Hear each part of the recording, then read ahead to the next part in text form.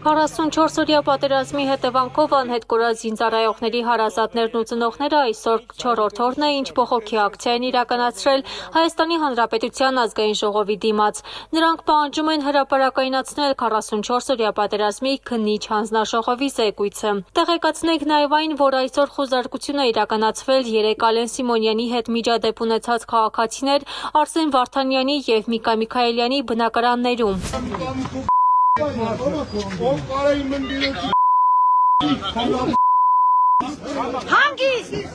Հիշեցնենք, որ 3 մարտի 26-ին միջադեպ է տեղի ունեցել Ալեն Սիմոնյանի և Համահայկական ճակատ կուսակցության նախագահ Արսեն Վարդանյանի ու Միկա Միքայելյանի միջև, որոնք եկել էին աջակցելու անհետ կորած զինծառայողների ծնողներին ու հարազատներին։ Անհետ կորած զինծառայողների ծնողներն ու հարազատները խնդրել էին Ալեն Սիմոնյանին կանգնել ու զրուցել իրենց հետ, սակայն վերջինս հրաժարվել է։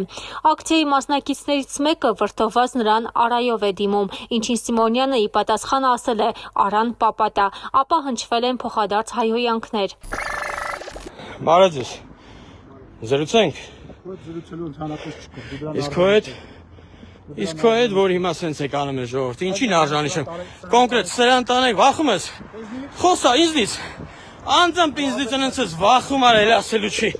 Արա, քիշերը դու չես քնելու, կամ քնելու ես, բերթերում ես քնելու, արա։ Լսում ես։ Արան դու ես։ Այսօր նաև հայտնի դարձավ, որ միջադեպի առթիվ նախաձեռնվել է քրեական վարույթ։